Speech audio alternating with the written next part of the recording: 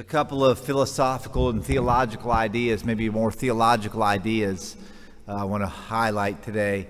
And one way of looking at the world is either or. Either or. Either you're a Christian or you're not. Either you're a Catholic or you're not. Either or. And then there's this idea of both and, right? Both and. And you can be a Catholic and a sinner at the same time, right? Both and, right? I am redeemed and loved by God, but at the same time I fall short of the glory of God. And how we hold in tension the either-ors of the world and the both ands of the world. And we have to be very careful because I think part of our nature is we like to be the us and the them, okay?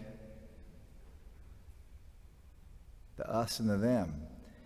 And the Jewish nation, the nation of Israel, we have to remember the promise to Abraham. When Abraham was called by God, God was setting up Abraham and his seed, ultimately that's Jesus, but through Abraham and the nation of Israel, that all of the world would be blessed. Right?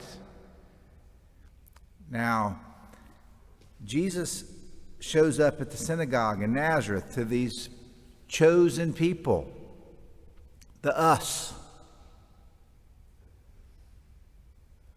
And they are not respecting him. They don't accept him. Familiarity has breed contempt, and there's something about Jesus that they're missing. And so Jesus says, basically, you're just like the nation of Israel back in the day when God chose to show his favor to non-Jews.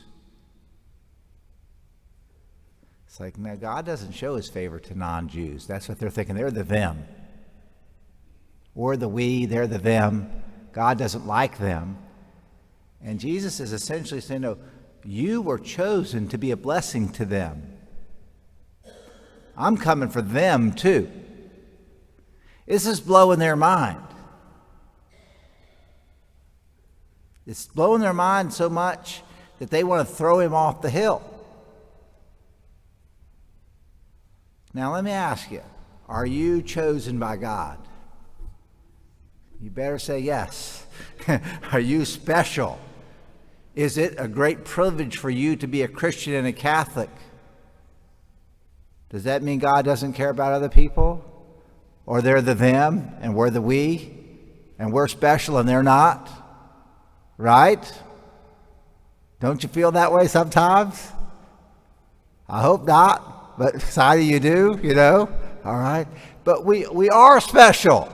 We have been given the fullness of grace, right? That's so we can feel good about ourselves and be proud and look down on them, right? Is that right? No, of course not. Of course not. But that's what the people of Nazareth had. That's the circle that they had subscribed around themselves. And Jesus came to challenge that. Jesus challenges us. We are supposed to be a blessing to the world.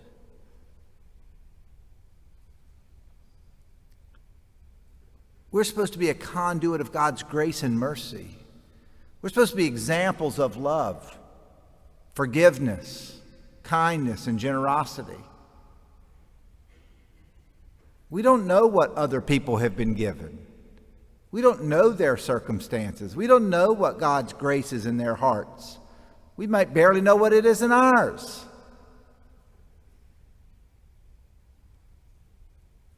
Both and. The both and. And so we struggle. We do struggle. When God chose to heal Naaman, the army commander,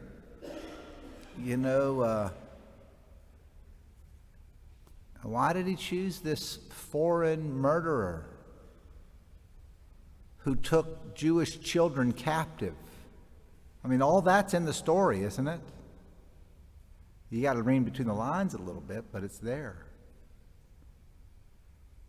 So the ways of God are mysterious sometimes, and we want to put him in a box and either or him, don't we? But he's bigger than our box, and he's not going to be either or.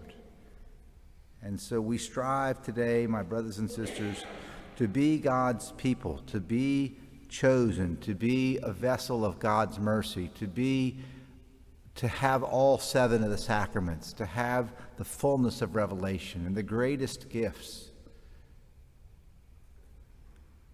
But that doesn't make us the us and them the them. It makes us with a greater responsibility and greater gifts.